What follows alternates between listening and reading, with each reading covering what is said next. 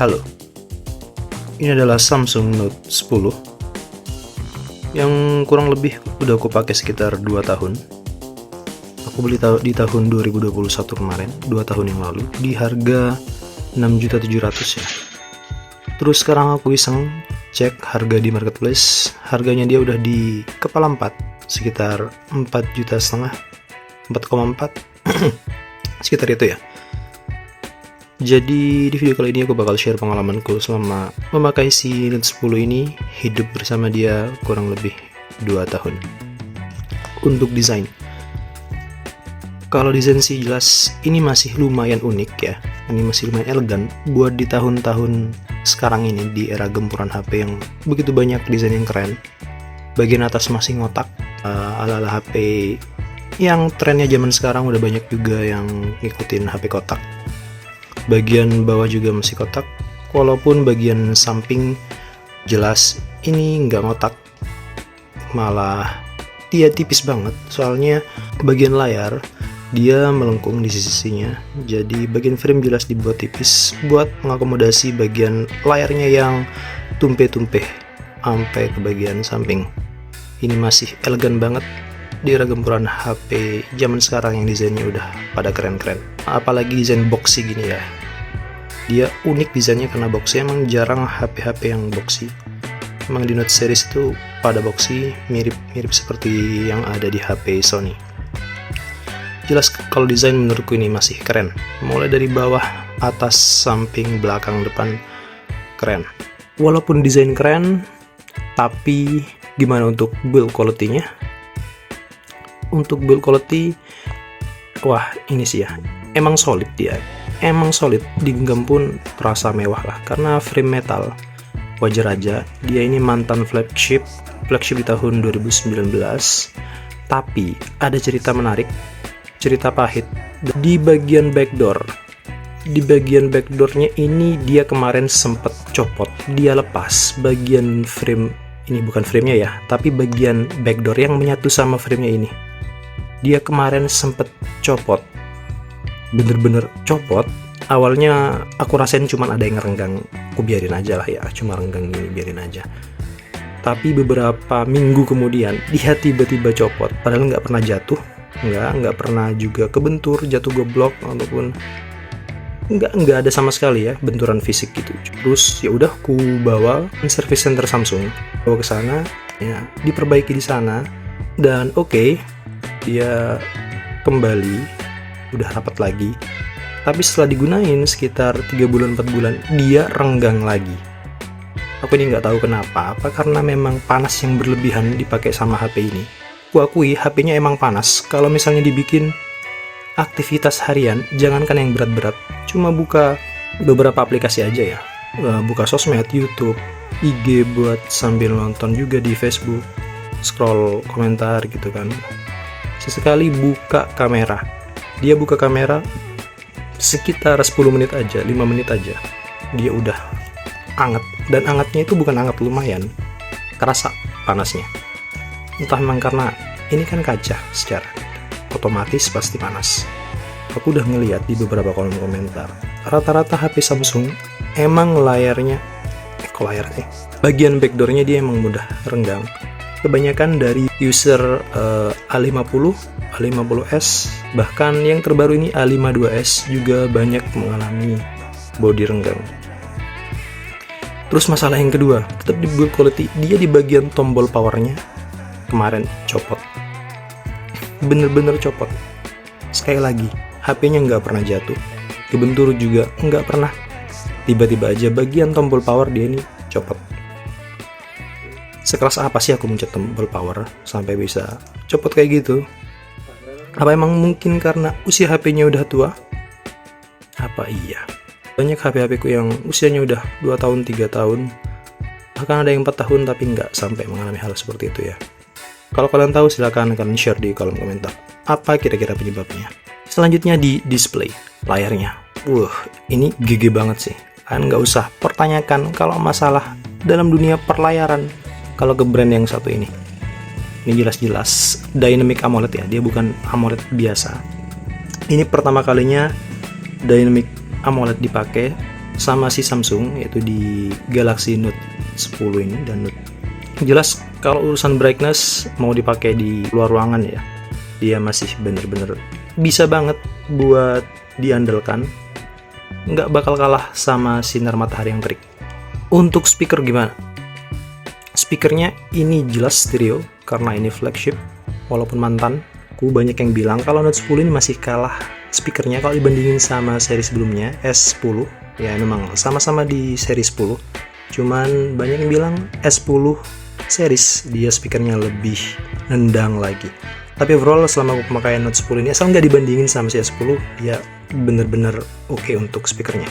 Yang jadi masalah ketika speakernya kita aktifkan di sekitaran atas 70% lah ya, sekitar segini, ini udah berasa getarannya di bagian bodi belakang. Atau mungkin karena bodinya yang tipis ya, jadinya stereo speakernya menyebabkan bodi belakangnya dia ini lumayan bergetar. Apalagi misalnya kita dalam keadaan maksimal, dia tambah parah getarnya. 70% aja dia udah berasa, apalagi sampai di set volume maksimal. Memasuki hal yang paling penting di video ini, kameranya. Kalau masalah kamera tentu aku nggak bakal komen banyak, langsung aja kalian sikat videonya.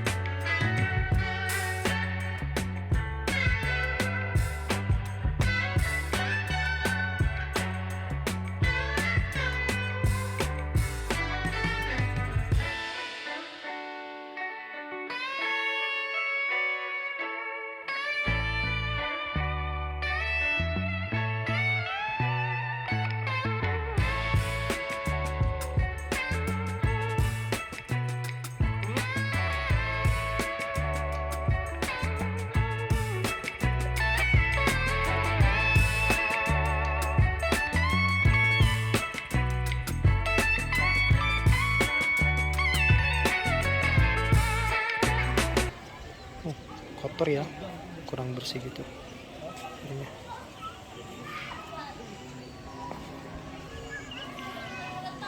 Ini di 1080 30 fps, stabil banget kalau dilihat di viewfinder.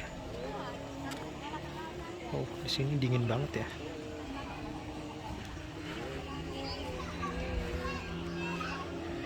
Ikannya airnya kurang jernih gitu ya, banyak ikan-ikan. Kalau itu tadi tempat buat naik kita, apa sih namanya ya yang buat naik kita, lumayan stabil di 1080. Kalau ngadep ke matahari kayak gitu. Kalau sekarang ini di 4K 30 fps, malah lebih goncang lagi ya daripada yang tadi. Ini lebih kerasa sih, kerasa banget goncangannya kalau di 4K.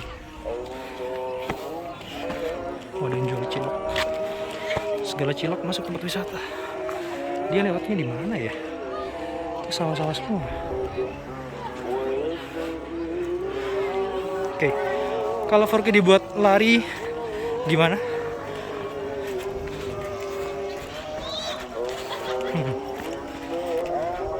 Jelas ya, kurang stabil kalau 4K dibuat lari.